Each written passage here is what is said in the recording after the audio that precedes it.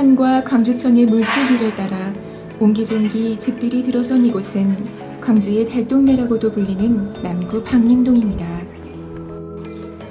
어디서나 들어서는 아파트의 거센 물살에도 끄떡없이 오래된 집들의 정겨운 풍경들이 고스란히 남아있는 박림마을.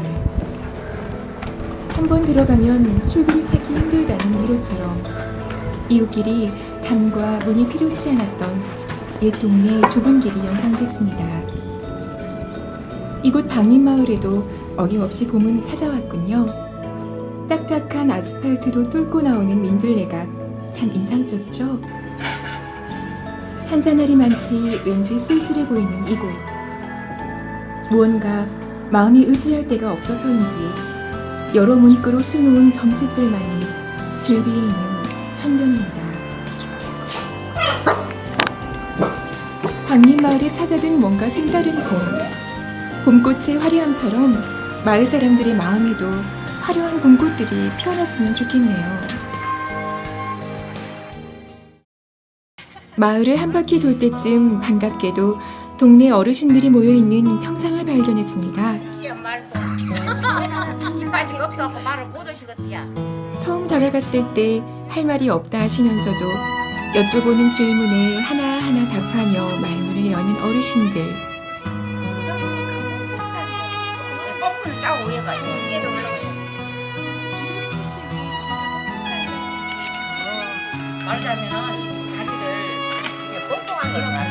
뽕뽕다리 얘기를 꺼내니 기다렸다는 듯 다리 이름이 지어진 유래까지 설명해 줍니다.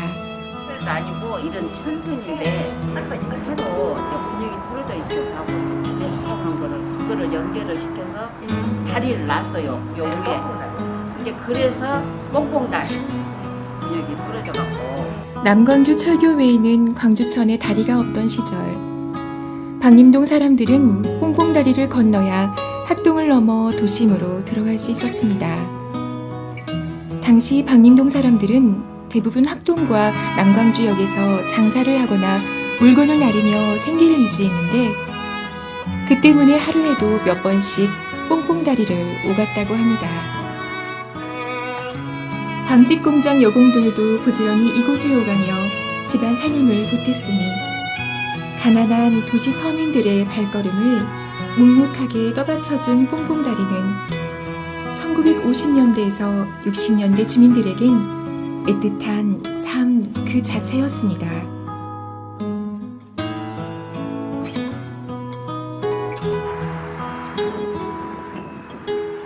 뽕뽕다리가 아주 사라진 것은 1986년 광주천에 남아있던 마지막 뽕뽕다리가 철거되고 광주천을 횡단하는 17번째 철근 콘크리트 교량이 설치됐을 때입니다. 그 다리가 지금의 박림교입니다. 박림마을에는 10년도 훌쩍 넘을 법한 오래된 집들이 즐비해 있습니다. 이곳에서 10년, 20년, 30년을 한결같이 살아온 이들처럼 집도 나이를 먹으며 세월의 흔적들을 고스란히 남겼습니다.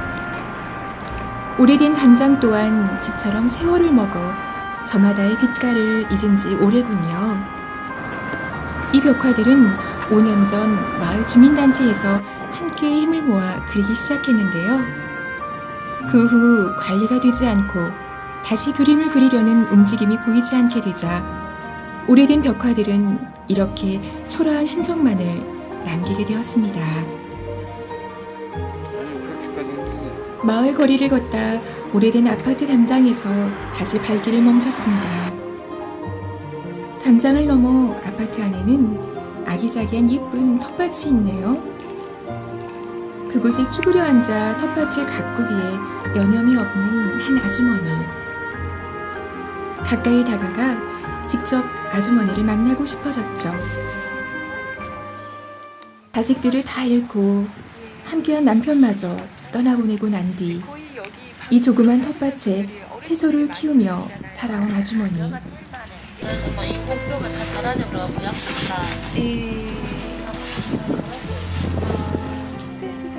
무릎 수술을 한 지 얼마 되지 않았기 때문에 아직 움직이는 곳조차 힘들다는 아주머니의 말 속에 인내하며 살아온 지난 날들이 묻어납니다.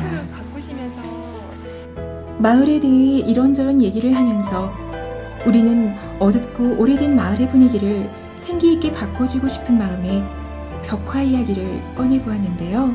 바꿔주면 좋지. 깨끗하게 바꿔주고 우리도 좋고 사람 지나가면서도 여기 사람 산대요 그러면 얼마나 기분이 나쁘냐.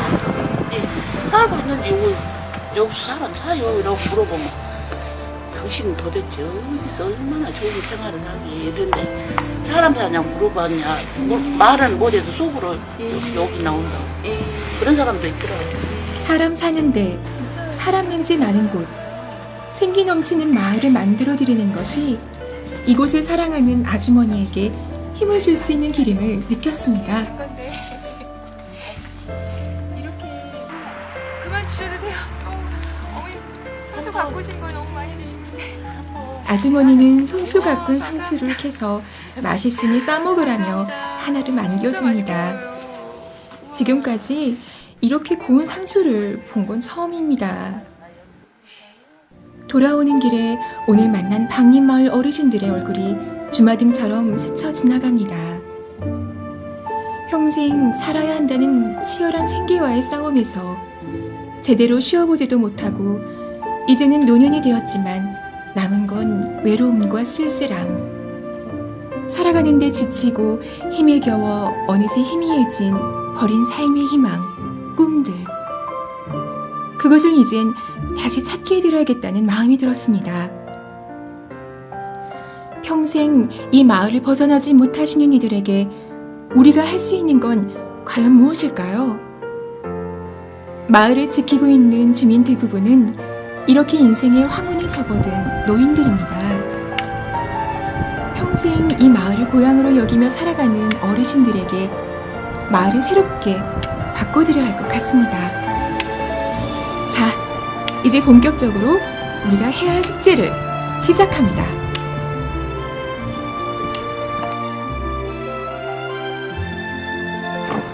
방림마을에 노란 조끼를 떴다. 혜성처럼 나타나 문제를 해결해주는 문제의 해결사들.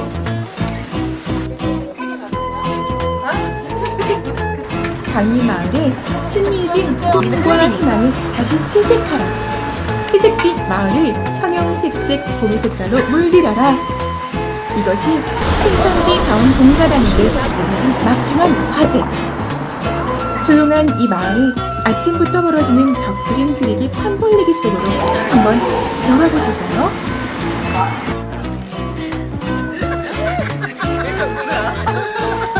밖으로 빠져나오면 안 되고. 집에서 지금 도화지만 그리다가 이렇게 벽에 직접 그리니까 얼마나 재밌겠어요. 근데 이 마을에도 참 예쁜 그림이니까 도움도 되고 우리 아이도 좋아서 참 좋아요. 지연아 재밌지?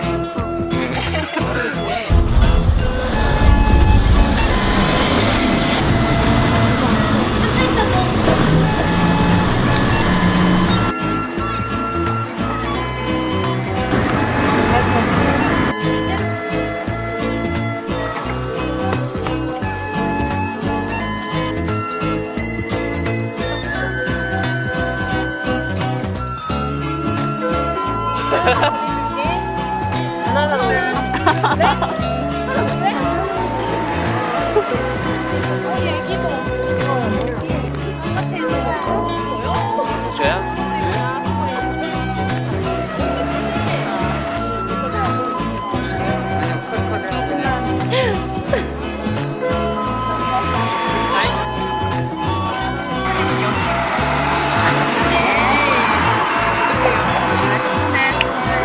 가까이서 보셔도 돼요. 찾아다니니까 안으로 들어가시면.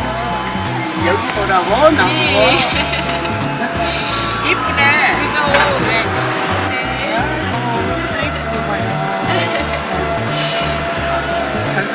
어머니 집 아파트 담벼락 주고 이렇게 하면 좋겠죠, 어머니? 그럼 좋지 이렇게. 방림마을에 진짜 봄바람이 불어왔네요. 시끌벅적 사람 사는 소리, 웃음소리가 끊이지 않는 동네. 사랑이 넘치는 세상을 만들어가 줄래요? 마치 봄바람에 봄꽃이 흩날리고 민들레 씨앗이 바람을 타고 씨를 퍼뜨리는 것처럼요.